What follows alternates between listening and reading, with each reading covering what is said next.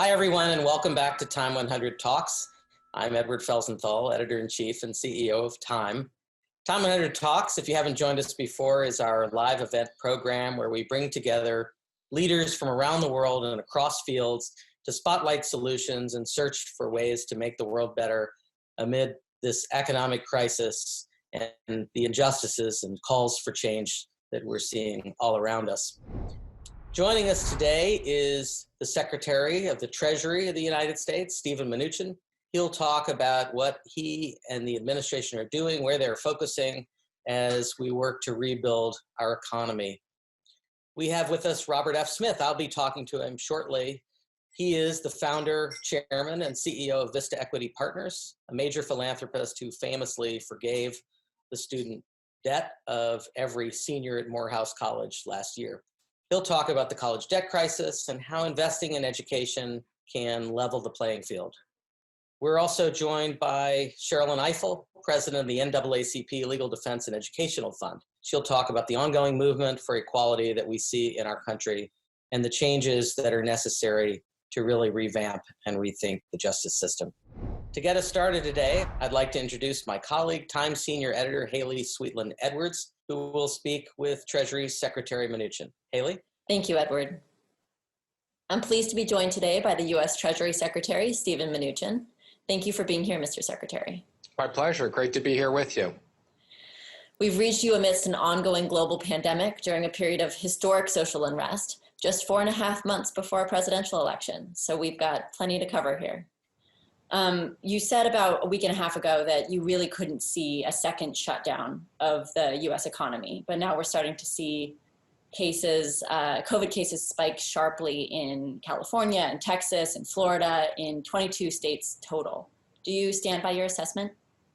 I do, but let me just step back for a minute and first say, I think that the unprecedented response that the administration had working with the Senate and the House has had just a major impact on the economy. And us being able to put over $3 trillion in fiscal response and working with the Fed is really, really having a meaningful impact. And I think closing the economy was the right thing to do at the time. Our big concern was hospitals were full. We didn't have enough ventilators. We didn't have enough drugs. Dramatically different situation now. And yes, the number of cases have gone up. But when you look at our preparation in terms of hospitals, ventilators, and viral, and what we know about this, the death rates have gone down significantly. Now, obviously, we don't want any deaths, but this completely different situation. So one of the reasons why it's different right now is that we have a ramped up testing program, which we didn't have until well into April. The president suggested over the weekend, just the day before yesterday, that he wanted to slow that down. If we do that, can you imagine the situation changing significantly? Well, I think the president clearly said that in jest in a rally when he was talking about the numbers. In no way is it the president's policy or our policy to slow down testing. Matter of fact, we've tested over 20 million people. And another big difference, we have a ton of testing capacity now. And I think one of the reasons why we feel much better about reopening the economy is in many businesses, you can test people in scale. And to the extent that people have the virus, you can then contract trace and have them stay home. So I want to switch to the economy, which you mentioned. There was a rapid response by the administration, by Congress, to pour somewhere in the realm of $3.3 trillion into the economy to prop it up. The Federal Reserve's projections a couple weeks ago were still pretty grim. They indicated they thought the unemployment rate would be at 9.3% at the end of 2020 and really not improve dramatically very quickly. Are you talking with the president? Are you talking with members of Congress about a second big stimulus package? We are. We'd call this CARES 4.0. So we've done what we refer to as 3.5 of these. The last one was a half a deal, which extended the PPP and also had more money into hospitals. So we do anticipate there'll be a need for more fiscal response, and we'll be doing that in July. Now, let me just make the comment on the Fed, and I think, I speak to Chair Powell almost every day, and we work very, very closely together. So this is nothing against the Fed, but traditional economic models are not very predictive in this scenario. And the reason why I say that is this is not a normal economic scenario. We closed the economy overnight, and we've reopened the economy. And I think, many people were surprised at the unemployment numbers. People were expecting we'd lose another 8 million jobs. We gained over 2.5 million jobs. But the president's job and my job will not be done until we get every single person back to work that lost their job because of this. So I want to get, more into the stimulus stuff, but before we do, wanted to touch on just the mass demonstrations we're seeing in the streets right now in the Black Lives Matter movement.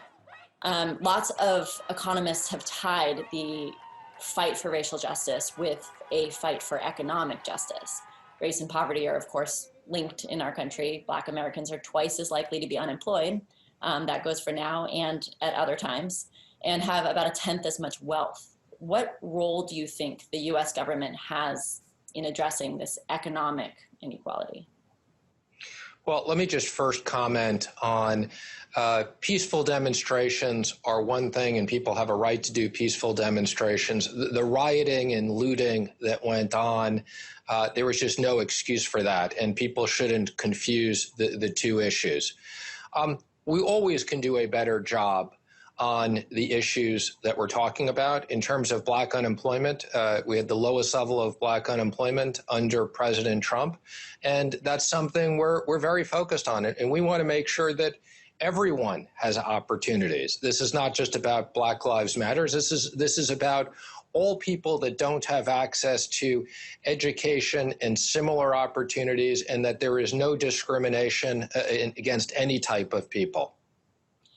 So specifically with the stimulus, when you pour that amount of money, some of them are tax breaks and other things, but $3.3 trillion into the economy is pulling levers.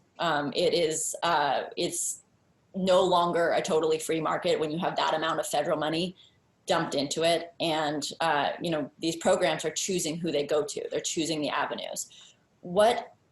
What role do such a huge outlays of federal money have in mitigating the wealth gap, focusing on the people who need it the most?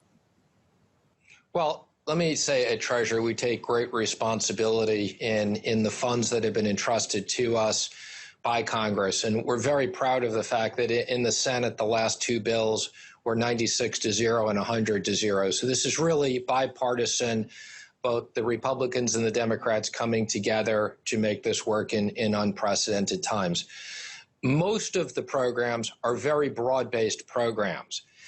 We didn't have the ability to choose who should get it, and part of that was for the reason that we needed to get money into the economy very quickly. As I said, programs that were going to take 4 or 5 months were not going to do any good. So if you look at the broad-based programs that we had, which was the economic impact payments, we sent out over 150 million payments in direct deposits in extraordinarily quick time. We worked with the states for enhanced unemployment benefits. And we set up within 2 weeks the payment protection plan, working with banks, getting out over $500 billion that impacted 50 million jobs.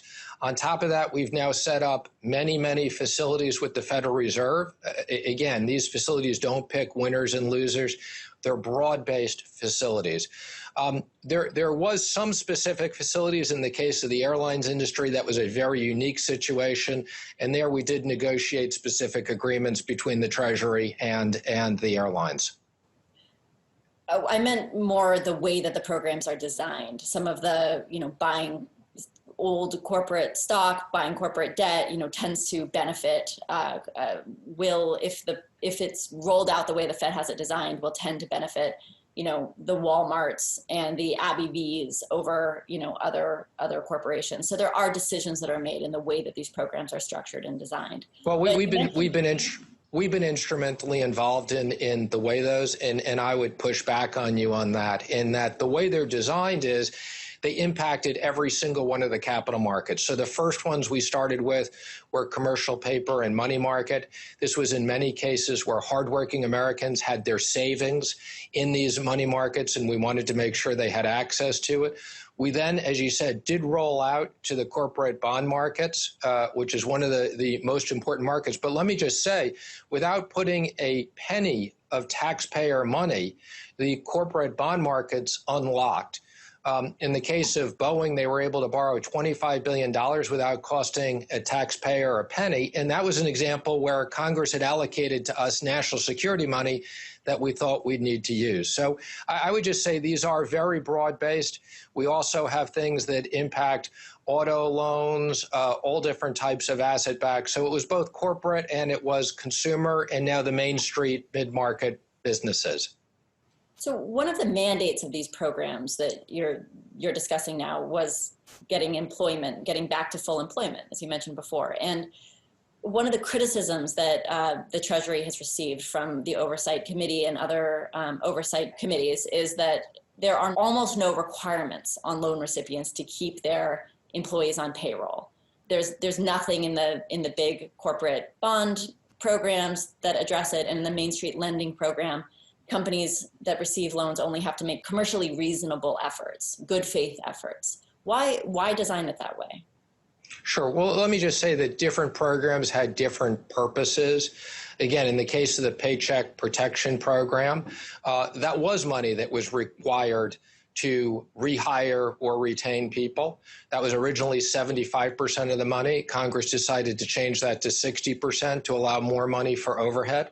So that was clearly designed. We also had a retention tax credit that was specifically designed to retain people. In the case of the Fed facilities, and let me just say, these are done under Section 13.3 of the Federal Reserve Act, we agreed with Congress to unprecedented transparency. Every single one of those loans will be disclosed to Congress and the public, but these issues were very specifically discussed across Democrats and Republicans, and these are facilities that impact securities markets. And again, in other cases, we did have restrictions on dividends. We did have restrictions on executive compensation. But these were all discussions that were discussed very clearly on a bipartisan basis. So you mentioned transparency there. I think that's a really important point. You released a statement on Friday saying that the Treasury had reached a new transparency deal. Instead of releasing no information about the recipients of the PPP loans, the Paycheck Protection Program loans, Treasury will now release some of that information. But under this new deal, we still don't have the names of 86% of the companies that received loans.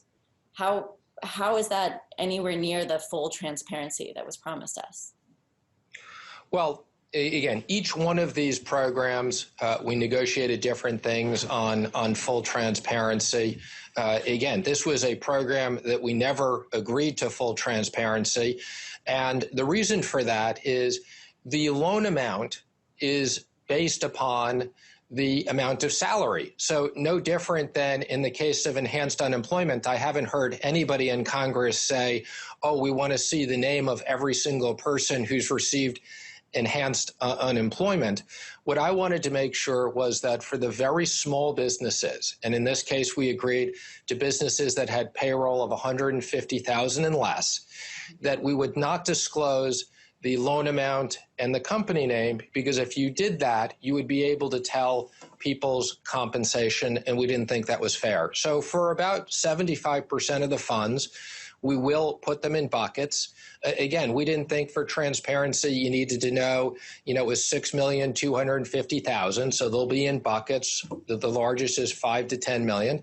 And I'm very pleased. I think this is the right balance between having transparency where the majority of the money went and protecting small businesses and sole proprietors on their own information. And again, I'm pleased we reached this agreement with both the Democrat and Republican leadership of the Small Business Committee.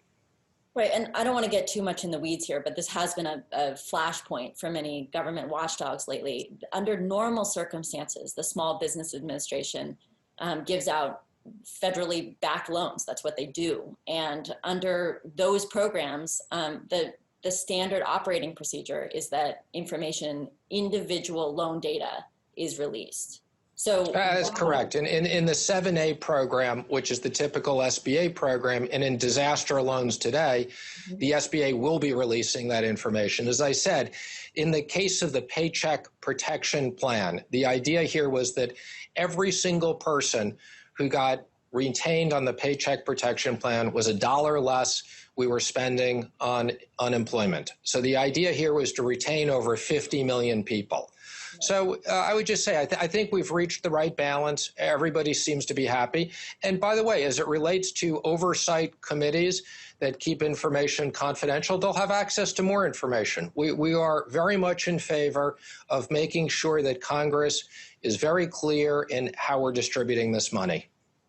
So I think one of the reasons that people are concerned about this is this has been, this is an unprecedented administration in many ways, but one is that we have a businessman who is our president right now, and many of his family members are still involved in that business. So can you ensure the American people that none of the 4 million companies whose names we don't know, we aren't allowed to know, have ties to the Trump administration, officials, members of Congress, through ownership stakes or stock holdings? How do we know that information? Well, first of all, I think George Washington was a business person as well, if I recall. Okay, so this may not be the first president, but let me just say what we agreed to is the president and the vice president and members of the cabinet have the same restrictions that the House and Senate have. So we all agreed to the same identical provisions here. And yes, I can assure you that we are all subject to 100% of the same restrictions. Does that include advisors to the president, like Jared Kushner? Yes, it does. Well, I believe it's not all advisors, but I believe it refers to children and in-laws. And again, that's the same exact requirements that the House and the Senate agreed to. So a slightly different topic here, but headlines have been rolling in quickly. I want to ask you about former Trump National Security Advisor John Bolton's book, which you referred to as full of lies and factual inaccuracies last week. In the book, Bolton mocks you for taking a pretty mainstream economic stance. He says you were worried that President Trump's tendency to liberally use sanctions would weaken their effect over time, which is held by a lot of economists. So is that in fact your position? Well, let me first comment on the book, and I'm not going to comment on specifics because one of the things I did say in my statement is I think it's completely inappropriate that a national security advisor would repeat statements, whether they were true or not true, would repeat statements from a National Security Council meeting, principals meeting in the Situation Room, that by definition, everything is classified that's said there. He's also made comments about meetings with foreign leaders, which by definition are classified. But let me be clear, I was in the room with President Trump and President Xi. The conversation, the way John Bolton describes it, did not occur. And there are many other factual inaccuracies in the book. As it relates to sanctions, having nothing to do with the book, I will comment on my view on sanctions. They're a very, very important tool.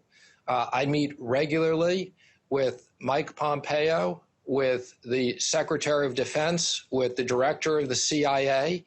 We regularly coordinate what is the national security strategy. And sanctions are a very important tool. Having said that, we are the reserve currency of the world. The reason why sanctions are such an important tool is because we have what's called primary and secondary. I think, as you know, in the case of Iran, the Europeans were very unhappy, but we did put secondary sanctions on them. We did that because we thought that the risk of a nuclear Iran was something that we weren't going to allow for. We've done more sanctions under this administration than the previous administrations combined. So for John Bolton to make the comment that Treasury did not execute sanctions or didn't use them properly, again, is inappropriate. Everything we did we did in coordination with state, and when there were disagreements, we went to the President of the United States. Right. I think the issue is not that the Trump administration has not used sanctions a lot. Trump has made more than 1,000 designations in the Treasury Department's Office of Foreign Assets Control, which administers the sanctions, more than double his predecessor. So I think the issue, and what Bolton mentions in the book, is that you were pushing back that there were perhaps too many sanctions. I see your point about not relaying conversations with the president. So I'll parlay that into a different question, which is, if we go too far, we lose our power abroad. That's essentially the problem. And with the trade war, we're starting to see that. In the months after the trade war ended with China, it's becoming clear that a lot of the markets are not going to bounce back as they once had, in part because, the world moves on. It finds ways to evade our sanctions and our demands. Brazil's share of China's soybean market rose to 76% in 2018 and another 65% last year. The soybean market in America probably won't recover because they found a way around it. Was that a concern for you as a key economic advisor to the president? Well, first, let me just again comment on the sanctions, because I think this is very important. And, Bolton's comments and complaints where we weren't doing enough sanctions. And again, I would just reiterate, we use sanctions very appropriately and very harshly in many, many ways. Now, as it relates to economic issues and soybeans, quite frankly, I probably know a lot more about soybeans than I ever thought I'd know, since soybeans is an important agriculture product for us. I think, as part of the China trade deal, they did agree that they were going to have massive increases in U.S. agriculture and in particular soybeans. And we're now going into our growing season. So we've already seen them in the market in a very significant way. But don't confuse trade and sanctions. They are really different issues. I didn't mean to confuse trade and sanctions so much as the impact. The allegation in Bolton's book is that we're saying if we overuse sanctions, we will lose our power abroad because states will find a way to evade them. And it's the same with trade, that if we overuse. Well, I don't think that's accurate. What I would say is, again, we have a responsibility, because we are the reserve currency, in how we use our sanctions.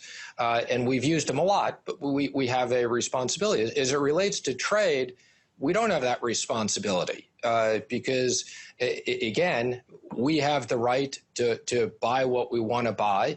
Again, the president's whole trade strategy has been, we want free and fair trade. In the case of China, the reason why we have such a big trade deficit is for way too long of a period of time, both on Democrat and Republican administrations, the U.S. has been open to China and China has not been open to the U.S. So our real focus has been rebalancing that to have a fair and reciprocal trading relationship.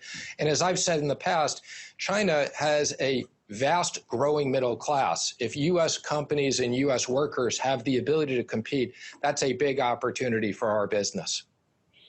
Yeah, the premise of the trade war is one thing, and the other is the tools that you have at your disposal. And in this case, the Trump administration has been criticized for overusing the tools at its disposal. China just found a different market. And that's the question that I was asking. Was that a concern for you as the debate was progressing? Were you worried that China would just move to Brazil and our soybean farmers would not be able to rebound?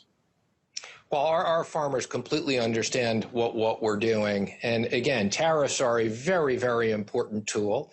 And there's no question the only reason why China was willing to sign the Phase 1 agreement was because of tariffs. They liked the status quo. So our farmers understand, and in the long run, this has been a great opportunity for them. The last presidential election that we had, Trump ran a very populist campaign. A lot of his ads were castigating people like you, Goldman Sachs, bankers, Wall Street, fat cats, hedge fund managers. And now you've been one of his longest serving cabinet members. Looking back on your work, do you think, and in your time, the last 3.5 years with the Trump administration, do you think that the president will be able to run a similar campaign? Well, I'm not going to comment on the president's campaign since I'm no longer involved in the campaign. When I was his finance chair, I could comment on those things. I think, as you know, I've known the president for 15 years before I came into politics. I traveled with him in the last campaign. It was the single best preparation for this job.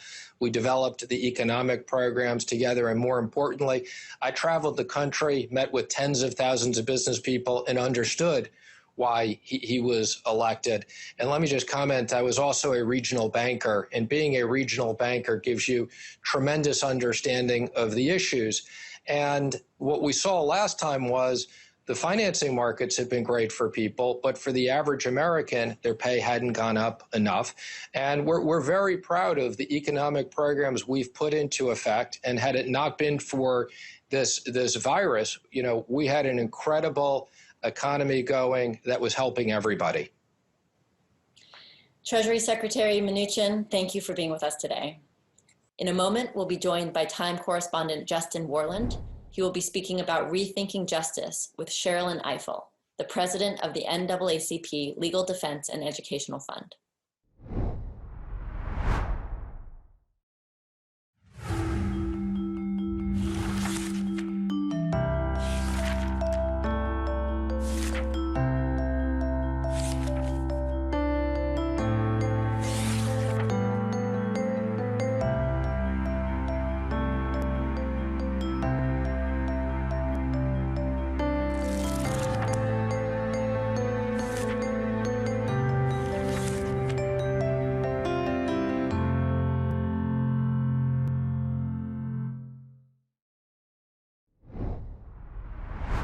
Hi, I'm Justin Warland. I'm here today with Sherrilyn Ifill, who is the president and director-counsel of the NAACP Legal Defense and Education Fund. I want to start with something you said recently. You said, these are the moments you've been waiting for, of course, referring to the opportunity to make change in this moment. Can you tell us a bit what you mean and why this is such a good opportunity to make change? Well, civil rights transformation is always incredibly difficult. It moves sometimes quickly, but when it does, it moves at a period when there are multiple platforms in which people are demanding change. When we think about the traditional civil rights movement, it was a time in which organizations like the one I lead, the NAACP Legal Defense Fund, was really intensely engaged in the courts, but it was a time of tremendous grassroots activism happening, beginning with the Montgomery bus boycott in Alabama, and leading us all the way through the mid-1960s. When you have all those things happening at the same time, there was also political reckoning and upheaval because of the Vietnam War, and then the assassination of President Kennedy. And so there were many, many reasons why many people had reason to question some of the traditional institutions in our country, and to question the values that undergird some of those institutions. And we're in that moment again. Just to go very specific, what are some of the police reforms that you hope to see come, in this moment? Well, I think the most, important piece is there are actually two elements, I think. One is creating a true accountability regime. The officer who's engaged in this act of killing George Floyd clearly is confident enough that he believes nothing will happen to him. And we can see that on his face. And that is an indictment of our justice system. So how does that accountability happen? Well, there are multiple levels of accountability. One level of accountability is obviously criminal prosecution. And we will see what happens. I mean, there is progress in that these officers were arrested and charged fairly quickly. But whether he will be convicted, Officer Chauvin or the others with him, is a whole other story. We all watched Philando Castile killed in his car and the Facebook feed.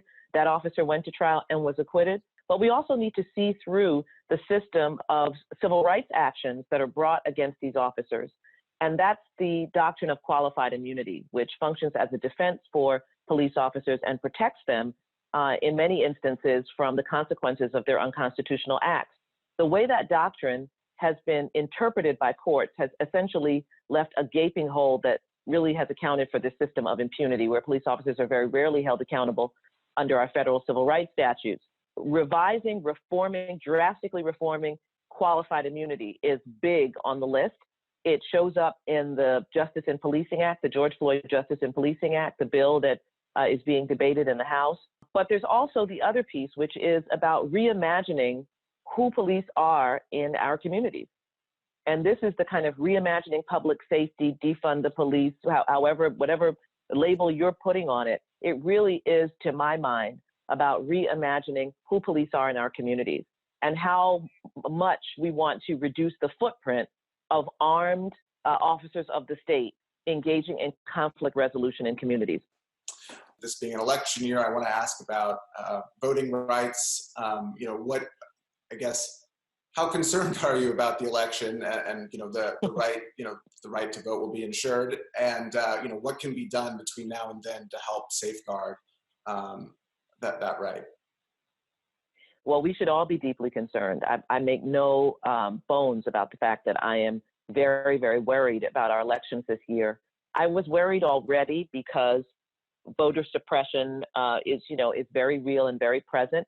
This week will mark the 7th anniversary of the Supreme Court's decision in the Shelby County versus Holder case, which removed the preclearance requirements from Section 5 of the Voting Rights Act. And this requirement compelled jurisdictions, principally in the South, but not exclusively in the South, to get approval for any voting changes that they wanted to make from a federal authority, either the Attorney General or the DC District Court. And that held at bay much, not all, but much of the voter suppression that we're seeing today. You couldn't change your polling place in Georgia unless it was pre-cleared by a federal authority, right, prior to 2013. You couldn't do the kind of voter purges that we saw in Georgia in 2018 without pre-clearance and approval. But the removal of that pre-clearance requirement by the Supreme Court in 2013 has accounted for the explosion of voter suppression that we've seen across the South and the metastasizing of what had been a regional practice in the South with the strong traditions of racial voter suppression extending back decades, now has metastasized across the country. And so we'll see it in places like Wisconsin and Kansas and so forth. So I was already very worried. Layer on top of that, the COVID-19 pandemic and the efforts that many of us have been making to extend absentee ballot offerings and to remove onerous restrictions on absentee voting so that voters will not have to choose between their life and health and voting. And seeing, tweets from the president, basically scaremongering, suggesting that absentee ballots will be created by foreign countries. This is absurd. Absentee balloting has been with us forever. It's how most of the military votes. It's how the president most often votes. And to see the president, and not only the president, but the attorney general, begin to describe now absentee voting as though it is some kind of nefarious new innovation designed to steal elections is incredibly harmful. So yes, I'm very, very worried. And so, our organization, the Legal Defense Fund, is working like crazy, as are many other civil rights organizations, to debunk the disinformation, but also to make sure that people have ballot access. We have to meet the challenge. This is what sound democracies are able to do. They're able to meet challenges. Right. I want to ask a bit about the role of the courts. You mentioned Shelby, and of course, the Legal Defense Fund was founded in large part to use courts to drive change. What is the role of the courts today? I mean, how much can you continue to do via the court system, given the challenges with cases like Shelby and sort of the current composition? And what's the role of the courts today for you? Well, I think people, when they think about the courts, tend to think about the Supreme Court, but there are many other courts, and very few of these cases make their way to the Supreme Court. So we challenged, for example, onerous absentee ballot requirements in South Carolina and in Alabama. In Alabama, in order to vote absentee, you need to have 2 third-party witnesses sign your ballot or have the ballot notarized, and you need to include a copy of your government-issued photo ID. So imagine that you are an elderly person or an African-American person, perhaps with a pre-existing condition, who wants to vote absentee. You get the absentee ballot. Now, by Alabama law, you would be compelled to interact with 2 other people to sign that ballot for you. And then you would be compelled, and the Secretary of State of Alabama has said this, well, they should just go out to Kinko's and get a copy of their government-issued photo ID, which ruins the whole point of absentee voting, which is that people want to do precisely what the CDC said people should do, which is socially distance, not engage with others, and so forth, especially if you are in a population of people who are disproportionately subjected to COVID infection and death. So we went into court to challenge it in Alabama. We challenged the witness requirement in South Carolina, and we won in both cases. So we continue to litigate. It's important. We continue to challenge, broader voter suppression schemes, even outside the COVID context. We were part of the team that challenged the Texas voter ID law, the most restrictive voter ID law in the country, and challenged that successfully. We have a pending challenge against Alabama's voter ID law. So I think people, when they feel skeptical about the courts are certainly not the be-all and end-all. There's no question that the courts are increasingly conservative, and there's certainly no question that we have a hard road to go in the Supreme Court. But litigation still remains a very, very important tool, and often quite effective tool, and sometimes the only tool that we have available to us. In this moment, a lot of Americans have come, I think, to understand something that, many of us have understood for so long, which is, systemic racism is a problem in this country, and to frame it as such. I'm curious, what are your thoughts about how to really root out this issue that really is in the fabric of our society? Well, it's interesting. I mean, we have a number of means of doing so, of addressing systemic racism. And in fact, the statutes that we think of, the core civil rights statutes that were passed during the civil rights movement, were meant to address systemic racism.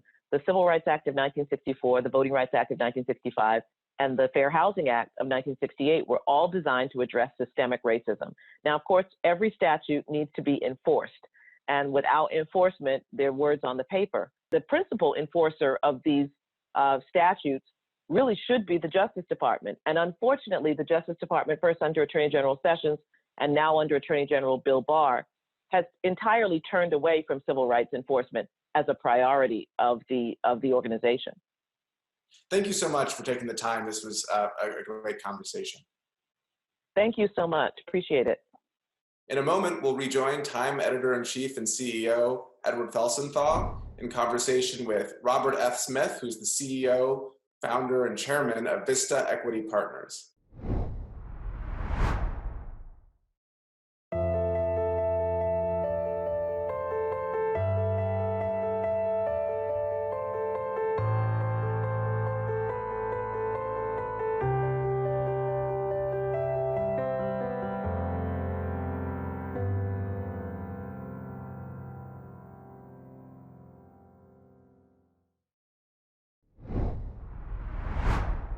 Welcome back to Time 100 Talks. I'm here with Robert F. Smith. Robert created one of the world's largest private equity funds, biggest enterprise software enterprises, and famously shocked and delighted the 2019 graduates of Morehouse College last year with a $34 million gift that paid off all of their student debt, as well as the debts their parents and guardians had incurred. And we're going to talk about education today and a new initiative I know you're launching, and other topics in the news. But I wanted to start kind of broadly. Support for education is a common theme in a great deal of your philanthropy. So many urgent causes in the world. What is it that draws you to education as a focus, and to student debt specifically? Sure. And Edward, thank you for inviting me to share some time with you today, and to you and your audience to hear some of the things that we're focused on. I mean, as a son of school teachers, and I guess third generation, my mother and father, third generation teachers, education was stressed as probably the most important element in terms of upward mobility, and frankly, the ability to deliver back values to your community through educational platforms and pursuits. And as I matriculated through my career, realizing not only the joy of figuring things out, but also the economic mobility it provided for the African American community. And the thing that I was always struck by was, those who are really focused on building out educational platforms the impact that they have, not just on individual lives, but on entire communities. And so the key in my mind is to think about ways to do it at scale, do it in ways that is meaningful. And for different people in different stations in life, some cases it's education so that they can create an opportunity in a vocation. In some it's a professional degree, and in some cases it is actually to be able to provide a service in the form of medical service, for instance, to their community. So education is a critical part of, I'll call it, the uplifting in our community of America. And student debt, specifically, what draws you to that? Well, I'll tell you, Edward, we all, a number of us graduated with massive amounts of student debt. And there were periods of time where the, call it the student debt ratio to earnings ratio was in a lot more balance of where it is today. There's a startling statistic that my team developed or came across and really started to plow into after I made the Morehouse gift, and it was 70% of the wealth in African-American communities goes towards servicing student debt. And when you think about that in the context of African-Americans have 1/10 of the wealth of white families in America, that is a significant disadvantage. I think the average African-American family has about $17,000 of wealth, and the average white family in America is $171,000+. And if you think about these students graduating and then plowing so much of their wealth opportunity into supporting their student debt, that's a travesty in and of itself. I had the great fortune of being able to liberate really 400 families from that burden last year at Morehouse College. But when I came out of that and really understood the magnitude of the problem, the real challenge was now, how do we do this at scale? And how do we do it for communities that I think have a greater opportunity to provide back into their own community? And that's what really we're focused on in terms of the Student Freedom Initiative. Well, I want to talk about that in a moment, but I'm interested. What have you heard from some of the 2019 Morehouse grads? There are a number. There's initiatives from many of them saying they're going to look and are paying it, forward for, the class of 2020, 21. And, there are those who are now saying, I can now go teach in my community in STEM, whereas before I was going to have to figure out a way to really pay the student debt back. And I think the beautiful thing is they took what I'll call the challenge to heart. And that challenge is really to be their best selves and to deliver back to their community in ways that their education has prepared them for, and frankly, their community is relying on them for. And, I don't like to single out in the individual because, again, I think it's important that we do these things at scale and en masse, because that's how you lift up entire communities, is not just have it an exception-based story or economy. Of course, we all like the great one story, but I want thousands of these stories, and I want thousands of Robert Smiths out there who are actually looking to do some things in fields that are exciting to them and are giving back in the right way. You've set up the perfect transition to the Student Freedom Initiative, which I know is so interesting because it's not only seeking to do this at scale, but it's really as I understand it, a full rethink on traditional loans to finance college education. It's a different approach. Can you describe it?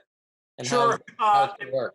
If you think about, the whole challenge is, that a lot of the students of color, African Americans in this case in particular, have a disproportionate amount of debt. They typically end up with more, about $7,500 more when they graduate. They typically take jobs that pay less, about $77,000 less than other students. And that's where a lot of their earnings goes towards, servicing this debt as they graduate college. So the SFI initiative is based on a very simple principle, and it really says, okay, how do you now create a sustainable pay it forward model? Well, what's that mean? That means you can take a certain amount of capital and provide loans to juniors and seniors who are studying STEM, because what I'm really focused on is how do we ensure that they are moving into careers of the future as opposed to quote unquote a career of the past that gives them earning potential. So that's kind of point one. Point two, you have to ensure that it has a interest rates which are below, parent plus level. So it is manageable. So it's below that. And then point three, to give them the freedom component, if you go and you decide to go work at, Microsoft or Vista or one of these companies and you're earning, lots of money, then you're actually paying back at a faster rate, but still below that interest rate that pays back into this fund. And if you decide, all right, I now want to go become a teacher and teach math in my local elementary school, then you actually don't pay it back at all. Our pilot is going to be 11 HBCUs. We will graduate 5,000, 4,800 students per year in perpetuity. And as we raise capital, and I think that the total amount is about 1.7 billion. We can lever about half of that, so call it 900 million or so in equity capital, the other in debt capital. We can graduate all STEM students from HBCUs in essence forever under this program, and it's become self-sustaining. They support the next generation of students, and it gives them flexibility to actually drive back some of what I call their, intellectual property from what they have learned in college and in business back into the communities in ways that matter. And when does it launch? How does someone apply to be supported by this fund? Sure. So we're planning on launching fall, the class, call it juniors and seniors, fall of 2021. We've already received from the Fund 2 Foundation the first $50 million grant. We just got our 501c3 designation. We are partnering with a number, again, 11 HBCUs. These are 11 HBCUs that graduate the highest number of STEM students. And we'll be rolling this out over the next coming quarters as we raise the next, call it 400 plus million. And then we'll have another 400 million of investor capital and then lever the rest to look to work with all 90 plus HBCUs for STEM graduates going forward. But fall of 2021 is the initial rollout. And do you see it eventually extending beyond STEM? It can. It can. As you know, I'm a technologist at heart. I think about, the sustainable careers of the future. And I think it has to be somewhat, they will all be technically enabled, irrespective of what you do. If you're, from, truck transportation driver to, physicist, there's just going to be a massive demand for these STEM careers. And I think that gives this group of students the greatest opportunity to launch themselves into, the next generation of business, commercial, and employment opportunities. So that's why we focus on STEM. Now, of course, if we're lucky and Time does what it does and helps us raise twice that amount, then we'll be able to extend the STEM categories. I want to pull you way back for a moment. Just reading about your life and thinking about this moment when the world is focused in such a powerful way on injustice against Black Americans and racism and systemic racism, to two events in your early life. I understand your mother took you as an infant to the March on Washington, and that you also experienced a murder in your own family that I know had powerful impact on you. How have those early experiences shaped who you've become, what you're doing in this moment? Every African American that I know has experienced racism not once, but many times in their lives. And if you're of my generation, you found it was thrust upon you at a very young age when we went to desegregated schools, and you would hear comments from classmates that were shocking and surprising, for young people to hear. And in some cases, your parents would chalk it up to ignorance of their family, but over time you knew there's just deep and rampant racism that ran through a lot of communities. And you would see some of your friends leave the school and, oh, they're going out to a different school for different reasons, but you knew they were going out because they didn't want to be in school with brown children. And that's a horrible reality of America. And as well as to see, and I talked about this, one of my uncles who had just graduated, had his master's degree, just recently married, and got a job with the state. And his job was to go and tour facilities and do inspections, et cetera. And he had a state car and a state credit card for fuel. And he was at a fuel station in one town, and the attendant decided that African-American shouldn't have a state credit card, so it must be stolen. So he shot him and killed him. And when you deal with those sort of realities when you're young, 7, 8, 9 years old, it will shape you in a couple different ways. And to me, my parents were focused on, well, Robert, you need to, continue to work as hard as you can, become your best self, go strive, and don't let anyone stop you from looking to achieve and accomplish your goals. And not as many young African Americans necessarily have that in their household.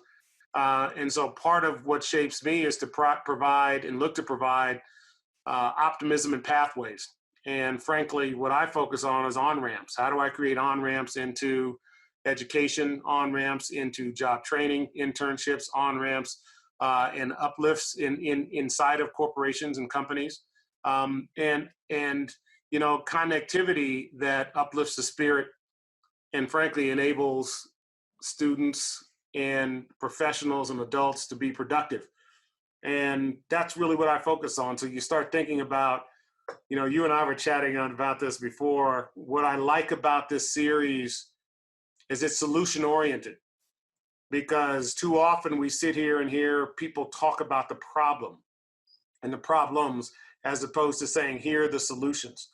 And I'm focused on how do we drive solutions in corporate America? How do we drive capital from corporate America into the deserts that are these African-American, Latinx, and rural communities? And a lot of those deserts, there's food deserts, banking deserts, broadband deserts, healthcare deserts, all of which I think can be solved by intelligent corporate executives determining that this is a problem they're going to solve. We're going to take some percentage of our income, capacity, intellectual property, technology, and solve these problems for communities of Americans to enable them to participate fully in the economy here. And a very strong economy with everyone participating in it is what gives people hope, optimism, and frankly feeling like that they are entitled to what is the bounty of this country. This is the 2% solution program that you're working Correct. on. Can you give us Sure. There are really 8 or so industries that if you solve some of the problems in those industries, it changes dramatically the economic outcome for 20+% of Americans. And just to give you an example, I use the example of banking deserts. 70% of African American communities don't have a branch bank in the community. And so as a result of that, this was exposed during the PPP distribution problem, and I had the good fortune of working with a number of people from Senator Chuck Schumer to Secretary Minuchin and Ivanka Trump to say, we've got to go solve this problem of enabling these small, what I call capillary banking systems, which are community development financial institutions, CDFIs, MDIs, which are minority depository institutions, enable them to deliver these PPP loans to these small businesses. 90% of African American companies are sole proprietors. They have 4 or fewer employees. They weren't gaining access to the PPP program. So technically enabling that infrastructure of capillary banks was one of the jobs that one of my teams of one of our companies took on and did a spectacular job. And then delivering that capital, these small loans, $25,000 loans to help these companies stay in business was an essential part of the work that we did. So from that, it was highlighted that very few of these banks very few of these small businesses actually had banking relationships. And I said, well, what we need to do is enable them by making a more robust technical infrastructure and driving capital. And if you look at it, it said the top 10 banks, for instance, have made $970 billion over the last 10 years. I said, well, if you took 2% of that, call it $20 billion, and deliver that to them over the next 10 years, you could actually make a very robust infrastructure for delivering capital into these small community companies, these small businesses. And those businesses could regenerate that capital and actually start to rejuvenate and repair those communities. Our most recent cover of Time was we called The Overdue Awakening. Do you think these efforts, calls to action, do you see them lasting this time, or do you worry that America will go back to sleep? We all worry America will go back to sleep, but when you have this number of Americans who are not working, and will take a while to get reabsorbed into the economy, and if we don't focus on getting the young people engaged with optimistic views on what capitalism provide, I think we could be at a different form of a turning point. I think we have got to solve the equitable justice and the economic justice and the education justice and healthcare justice challenges that have plagued this country for decades and for generations. And frankly, what we're witnessing and seeing today are, decades and generations of economic and social injustice. I think our role is to provide the pathways to solve the problems. It is every corporate executive's role to now engage in those solution-oriented opportunities at mass and scale, and not, with what I call perfunctory, and frankly, donations that are a mere drop in the bucket. It's important to realize this is we've got systemic issues that are caused by systemic racism that need to be deconstructed, and frankly, a reconstruction of what are the true values of what America is to stand for. I have to remain optimistic, because what choice do I have? And it is incumbent upon me to do my part to educate, awaken, and enable all those who want to participate, the willing participants, pathways that they can actually make a change that they will be proud of, and that their children will be proud that they did in their lifetime in this moment of inflection. Well, that is, I think, a great place to end, a note of optimism, but also call to action and focus on solutions. And thank you for being with us and for everything you're doing. Thank you for ensuring that we're focused on the solutions aspect of this. And I look forward to you and I spending some time talking about how many great changes have happened as a result of the time that we are all focused on these issues together. And that's a perfect note to end on. Thank you, Robert Smith, for being with us today and for talking with me today. Thanks also to Haley Sweetland Edwards and Justin Warland, and to Treasury Secretary Minuchin and Sherrilyn Ifill for being with us today. We'll be back again on Thursday with a special Time 100 Talks focused on equality and pride. We have a terrific lineup for you, including Elton John. If you'd like to join us, or if you'd like more information on Time 100 Talks, past and future, just go to time.com/Time100 Talks. Until then, thanks for being with us, and see you next time.